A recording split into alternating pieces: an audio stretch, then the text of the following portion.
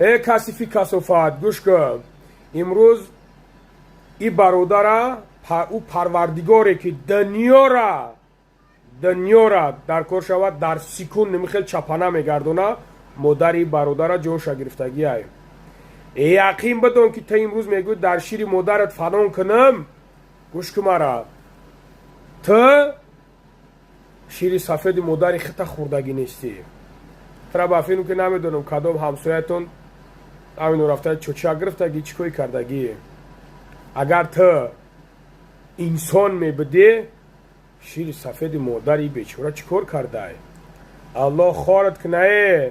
ما با میگومد که کسیفی کسافت این دشمنی که تکدش این پرد ملائکه دستی چپ است این طرف در ملائکه دستی راست است. تا فراموش نکی که اونا نویسندش او همون زمان نویسندش.